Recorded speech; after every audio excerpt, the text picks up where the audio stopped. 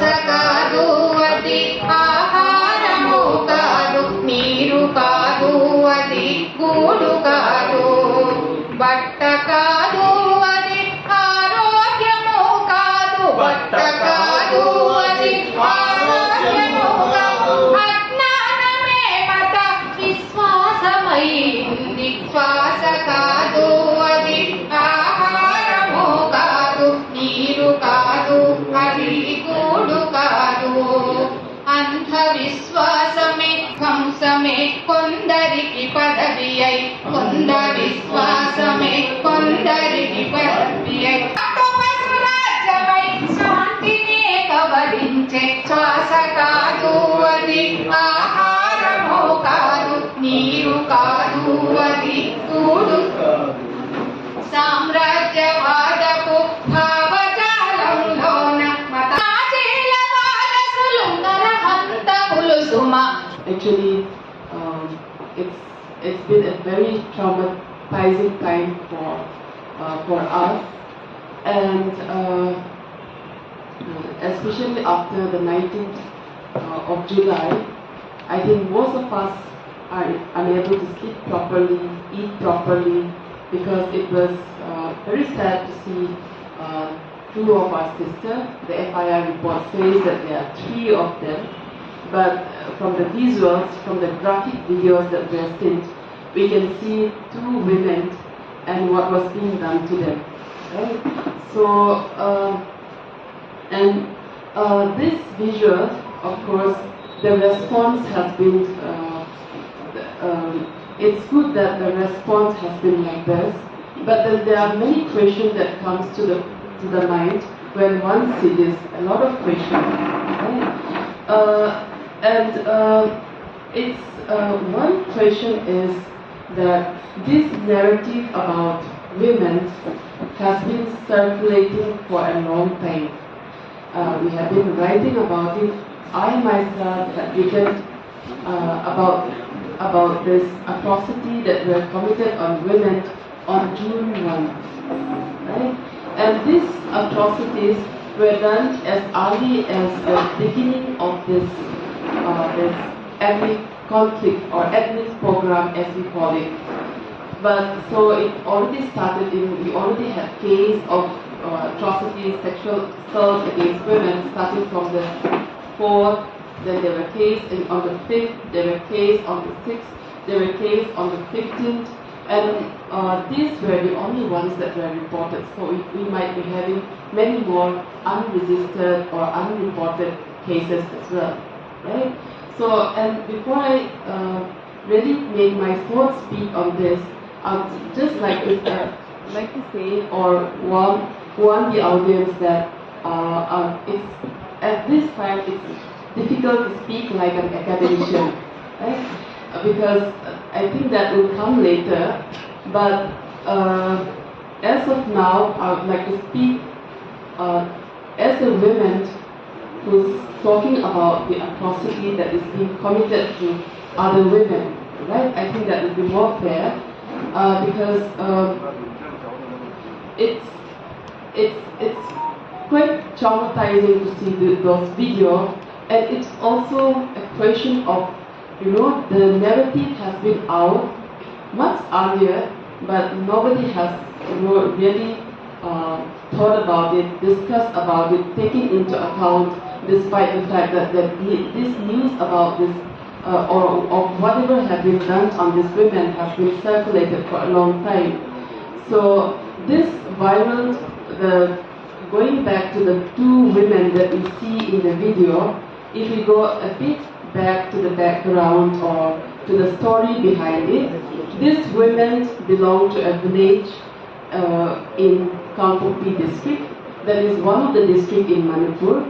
What happened was on 4th of May, the turmoil actually started on the 3rd after a rally was done in Churachandpur, and on 4th, their village was attacked, and the village was attacked and their village was burned down.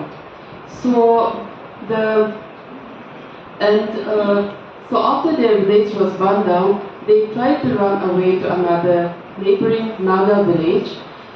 But the perpetrators, I would call them perpetrators here, as per the FIR report, there were about 900 to 1,000 of mob following them. What they did was they caught up with them in the village that they were hiding. They took them and killed. If you see the video, there are two women.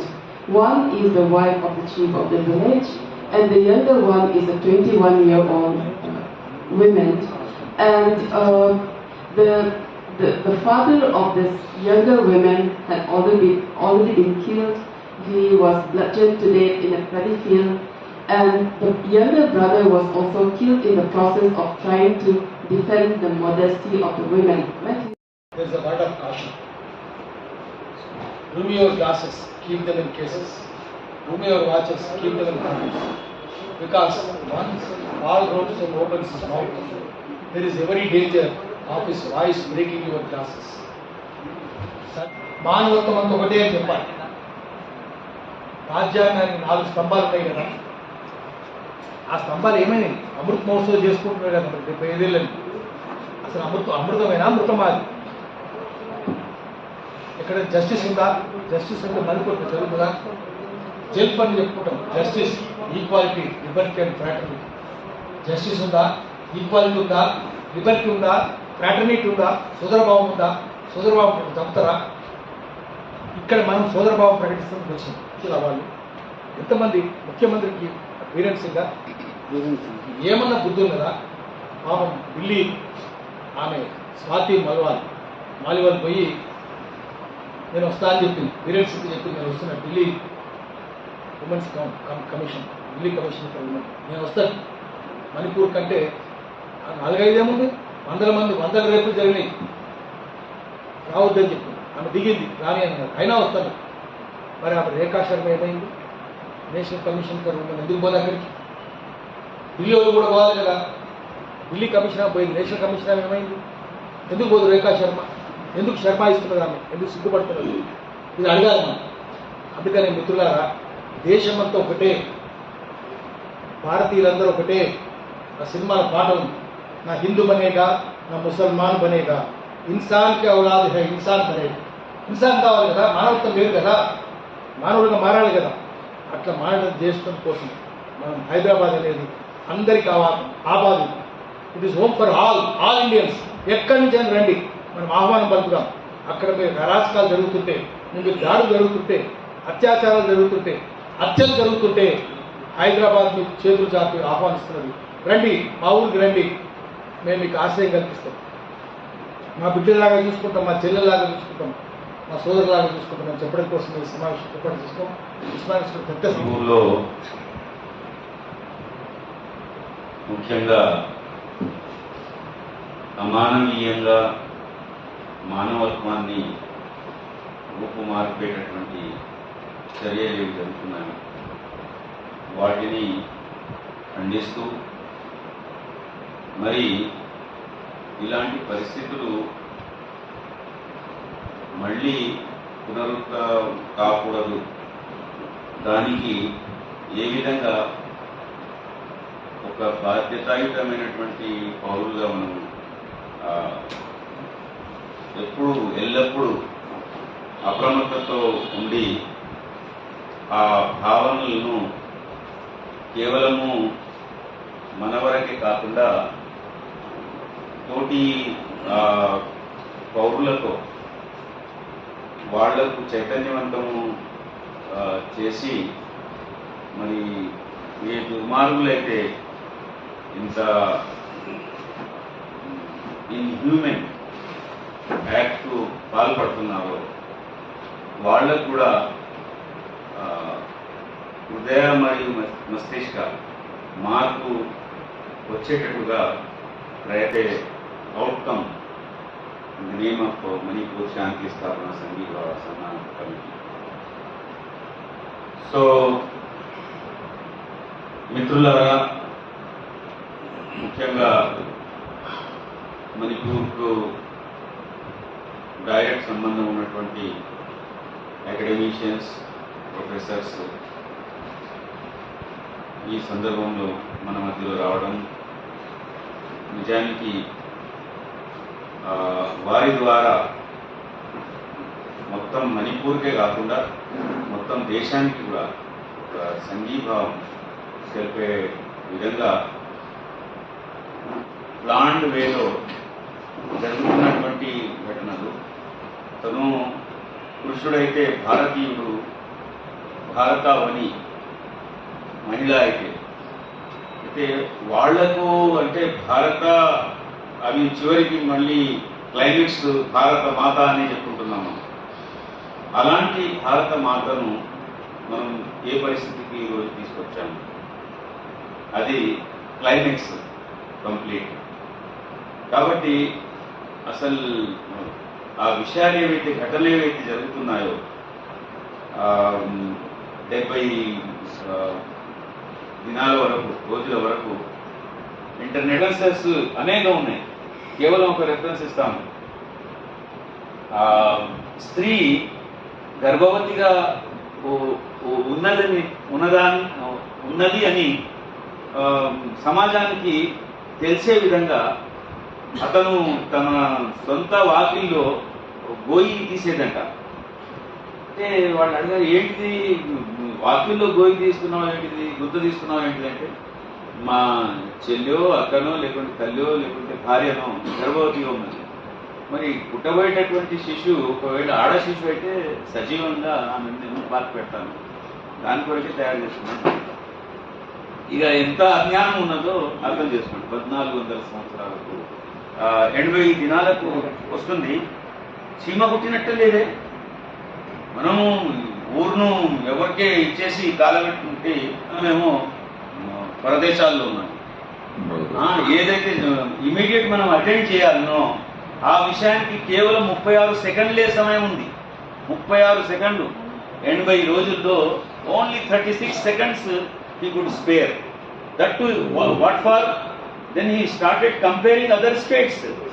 రాజస్థాన్లో జరగడం లేదా, అక్కడ జరగడం అంటే competition పెట్టినావు, నువ్వు ప్రధానమంత్రిగా ఉండి కాంపిటీషన్ పెట్టినావా, చెప్పండి రా మీరని. అదే తెలుస్తుంది కదా మనం నీ మనస్తత్వం ఏంటి. So therefore at this juncture I'm happy to be part of this programme round table. So ఏం జరుగుతుందంటే అక్కడ తుర్కీలో క్రిస్టియానిటీ బలం ఎక్కువ ఉంది, హిందువులు తక్కువ ఉన్నారు. ఇక్కడ మైథిలిలో హిందువులు ఎక్కువ ఉన్నారు. ఈ మైథిలిలో హిందూయిజాన్ని నింపింది ఒక బీజేపీ ప్రభుత్వం. నా ప్రధానమంత్రి నరేంద్ర మోడీ వచ్చినాకనే ఈ బీజేపీ ప్రభుత్వంలో మైథిలి బీజేపీ అధిత్వాన్ని అరెస్ట్ చేసుకొని తుర్కీలు ఈ విధంగా చేస్తున్న మనము చూస్తున్నాం. ఒక దేశంలో సరిహద్దు బార్డర్లో పనిచేసే సైనికుడి భార్యను విమర్శన చెందిన మహిళ ప్రధానమంత్రి కూడా ఉన్న ఈ గిరిజన మహిళలు కూడా స్త్రీలకు రక్షణ లేదంటే, స్త్రీలు కనీసం జీవించలేకపోతున్నారంటే దేశ పరిస్థితి ఏ విధంగా ఉంది, దేశం యొక్క భవిష్యత్తు ఏ విధంగా ఉంది అని చెప్పేసి నేను తెలియజేస్తున్నాను. ఇప్పుడు ఇందాక నుంచి మనము కొంతమంది అక్కడ గనులు ఉన్నాయి, మైన్స్ ఉన్నాయి అనే ఒక అంశం చెప్తున్నారు. కానీ అది కూడా ఒక అంశం ఉండొచ్చు. కానీ ఇంత దుర్మార్గంగా నేను కూడా ఫేస్బుక్లో పెడతాను కాబట్టి మే 4 జరిగితే ఇంతవరకు 3 రోజులు పెడితే ఓన్లీ 36 సెకండ్స్ మాట్లాడి వెళ్ళిపోయాడు ఈ prime minister. Is a sadist. ఇది మెంటల్. చస్తుంటే ఆనందపడే ప్రధానమంత్రి, భారతదేశం చస్తున్నా కూడా ఆనందపడే ప్రధానమంత్రి. ఇది భారతదేశం కోసం, ఈ గవర్నమెంట్ ఇండియా కోసం లేదు. This government is not for India to spoil, to crush India. The government is running. Christianity, Islam పెరుగుతుందనే భావన పెంచేసి హిందూ పోలరైజేషన్ కోసం వాళ్ళ ప్రభుత్వం కావాలి. మోడీ అలాంటి దే వాంట్ గవర్నమెంట్, గవర్నమెంట్. ఎందుకంటే వాళ్ళు బతకడం కోసం వాళ్ళు ఇబ్బంది పడతారనే భావంతో వాళ్ళ గవర్నమెంట్, తర్వాత అదాని అంబానీకి సేవ చేయడానికి అది వాళ్ళ ఆ ప్రయత్నం ఇవన్నీ చేస్తున్నారు. ఫాసిస్టు దమనకాండను అనేక రూపాలలో మన మీద ఉసుగొలుపుతా ఉన్నది. మైతీలు కుకీలు అనేటువంటి ఒక చర్చ జరుగుతూ ఉంది. దాని వెనుక ఉన్నది ఎవరు? బీరేన్ సింగ్ ఎవరు? మోదీ ఎవరు? వీళ్ళు ఏం చేస్తా ఉన్నారు? మొత్తం కూడా ఇలా ఆదివాసీ అనే ఒక జాతి ఈ భారతదేశంలో ఉండొద్దు. అక్కడ ఉన్నటువంటి ఖనిజ సంపద మన చేతిలో ఉండాలి. ఇది వాళ్ళ ఎజెండా. ఈ ఎజెండాకు అనుగుణంగా వాళ్ళు ఇలా ఒక ఫాసిస్ట్ దమనకాండ ముందు తీసుకొస్తున్నటువంటి పరిస్థితి ఉన్నది. మరి ఏం చేస్తుంది ఈ మీడియా? మోదీ గోధీ మీడియా. ఏదా గోధీ మీడియా? వాళ్ళ మీడియా. వాళ్ళు ఏం చేస్తా ఉన్నారు? అసత్యాలు ప్రచారం చేస్తా ఉన్నారు. మన దేశంలోనే ఎక్కడో 5,000 కిలోమీటర్ల దూరంలో ఉన్నటువంటి అది దూరంలో ఉన్నటువంటి ఉక్రెయిన్ యుద్ధాన్ని నేను ఆపుతా అని చెప్పేసి మాట్లాడుతూ ఉంటాడు. ఎక్కడో జరిగితే మన ప్రధాని విశ్వగురు అని చెప్పేసి ఆ భద్ర బృందం అంతా కూడా విశ్వగురు అని చెప్పేసి మాట్లాడుతూ ఉంటాడు. విశ్వగురు కాదు, ఇలా మొత్తం ప్రపంచం అసహించుకుంటా ఉంది మోడీని, దుమ్మెత్తి పోస్తా ఉంది మోడీని. మహిళలు ప్రపంచంలో మహిళా లోకం మొత్తం కూడా ఏదైనా ఒక వీడియోని చూస్తే అరే ఇది ఏంటి అని మొత్తం చూడక ముందే ఆ వీడియోని మనం వెనుకకు స్కిప్ చేస్తా ఉన్నటువంటి పరిస్థితి. అంత దారుణమైనటువంటి వీడియోలు ఇలా సబ్జెక్ట్ అవుతా ఉంది. మహిళల తరఫున మాట్లాడడానికి 4 మహిళలు ఉన్నారు కదా, లేకపోవడం ఏంటి? నిజంగా ఈ నగ్న ఊరేగింపులు ఈరోజు కొత్త కాదు. బట్టలు కూడా తీసి బతుకమ్మలు ఆడించిన గడ్డ మీద ఉన్న వాళ్ళం కదా. ఈ రోజుకి ఏ ఆదివాసీల కోసం మాట్లాడుతున్నామో ఈ నిమిషానికి కూడా సైన్యం ఆదివాసీల మీద దాడి చేస్తూ సామూహిక అత్యాచారాలు చేస్తున్న చోట నిలబడి ఉన్న వాళ్ళం కదా. ఇదంతా మహిళలుగా ఆకాశంలో సగం అంటున్న మన మహిళా మేధావులకు తెలియదా? మహిళలకు తెలియదా? మహిళా యాక్టివిస్టులకు తెలియదా? అయితే లోకం ఎప్పుడైనా ఒకవైపునే చూడకూడదు. మనం కూడా సమీకరించాల్సిన అవసరం ఉంది. దానికోసము మనమంతా కూడా కృషి చేయాలి. ముఖ్యంగా అందులో ఆటి మహిళలపై జరుగుతున్నటువంటి అత్యాచారాలు, హత్యలను ఎందుకు ఆపలేకపోతుంది మహిళా సమాజం? ఈ దేశంలో ఉన్నటువంటి ఆర్థిక సామాజిక పరిస్థితులకు అనుగుణంగా రాజకీయ వ్యవస్థను రూపొందించుకోవాల్సినటువంటి అవసరం ఉన్నది. నా దేశంలో రాజకీయ వ్యవస్థ ఒక రకంగా ఉంది, కానీ దేశంలో ఉన్నటువంటి ఆర్థిక సామాజిక పరిస్థితులు మరో రకంగా ఉన్నాయి.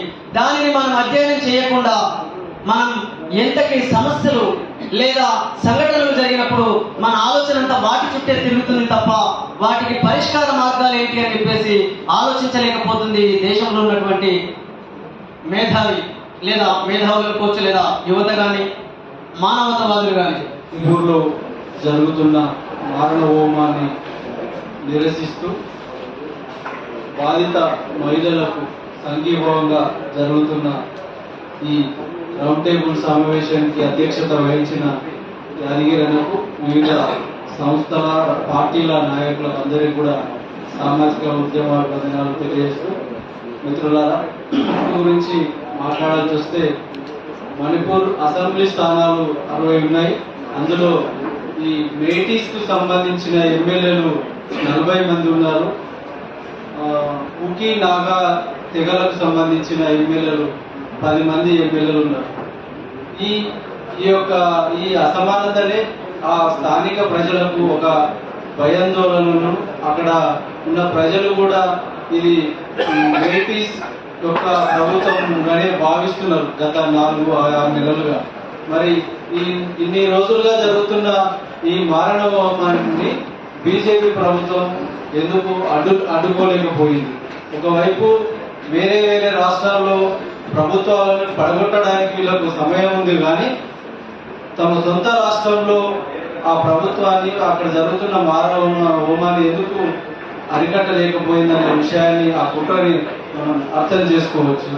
మరొక వైపు మరి మణిపూర్కి సంబంధించి మనం తెలంగాణ ప్రాంతం నుంచి మాట్లాడుతున్నాం. ఇదే తెలంగాణ ప్రాంతంలో ఒక 6 నెలల క్రితం జై భీమ్ అంటే కూడా అనని పరిస్థితిని కూడా మనం గుర్తు చేసుకోవాల్సిన అవసరం ఉంది. ఈ కోడంగల్, మహబూబ్ నగర్ లాంటి ప్రదేశంలో జై భీమ్ అని చెప్పి మాట్లాడితే మూకుగా దాడులు చేసి వాళ్ళు కేసులు పెట్టి బెదిరించిన సందర్భాన్ని ఒక ఉపాధ్యాయుడు మల్లికార్జున గారు ఆయన పాఠశాలలో పుస్తకంలో ఉన్నది చెప్పినందుకే ఆయన పై దాడి చేసి క్షమాపణ చెప్పించి ఊళ్ళోకి తీసుకెళ్ళినప్పుడు మనం తెలంగాణ పౌర సమాజం ఎందుకు మాట్లాడలేకపోయామనే విషయాన్ని కూడా మనం అర్థం చేసుకోవాల్సిన అవసరం ఉంది. ఏది ఏమైనా మణిపూర్ బాధితులకు సంఘీభావంగా ఈ రౌండ్ టేబుల్ సమావేశం ఏదైనా ఒక కార్యక్రమాన్ని తీసుకోవాలని చెప్పి మేము కుల అసమానత నిర్మూలన పోరాట సమితిగా విజ్ఞప్తి చేస్తున్నాం. Especially those targeted victims I'm talking about. It is not all the tribals are being targeted, but there are certain tribes which are being targeted. and then those victims, and then for the extensions of your support and then solidarity through your songs. And then I really feel happy when I hear the songs. And then there is a saying in our in our society also, there is a saying that songs are words are songs. And the same thing, like whatever the kind of revolutionary songs which we hear today, sisters who are being emphasized, and then in various forms they are being totally targeted, and then people used to call it ethnic cleansings, and not only that, with a kind of intent of a genocide. And then we can think of that it is a kind of a genocide which maybe some people may think that it is too big a term to use, but if we really know the gravity of the situation and the reality of what's happening over there, it is not lesser than that. That's what I like to say. And then the kind of situation in which we are in, it reminds me of the introductory paragraph of this, The Tale of Two Cities, written by Charles Dickens, which I'm not going to quote, but I would like to say that this is a very difficult times, unique, and that we are very sure of what is going to happen, but we cannot believe it. That is the situation in which we are in. And then the kind of the patterns of how things are unfolding, we are very sure of what is going to happen. But we can't believe that. We don't want to believe it. And then it is very predictable, but we don't want to predict it at all. It is very uncertain, but it is really certain. This is the kind of a situation in which we are caught in. And then, whom to trust when you cannot trust the state force? Whom to trust when the state government is complicit in the kind of violence in which we are supposed to be saved by the state and the state forces? And then when the people whom we trust are silent, what are we going to do with them? And then where do we have to turn to? There is no way, there is no place where we have to look to. And then I really feel at home here, and then being welcomed here and sharing, and though I come with all these papers, I realize that it is not required. I realize that it is not a lecture, it is about charcha. It is about discussion with my own brother and sister here who are ready to support, who have extended already their solidarity. And thank you for that. I, on behalf of my own peoples who are back home, would like to extend our gratitude to each and every one of you who have expressed their solidarity in this form. And that there are much more things to do, and it is not likely going to be ended just like that. Last night itself also there was a shootout in the buffer zone. And then the place where I come from, as I belong to the district called Churachandpur, the southern district, which the name itself also was imposed. The king that never ruled that areas, and then that name was imposed in 1983 with an office order, mayor office order. And there was a lot of debate about that, not only that, protest about the name of the district itself. That is the kind of a situation in which the tribals are caught in Manipur. And then persons talks about sixth schedule. Sixth schedule has been demanded by the hill tribes, and then there are other hill tribes. They don't have to demand; it is just given to them by the Constituent Assembly by forming a subcommittee called bilateral committees, and then given to them the tribal areas. But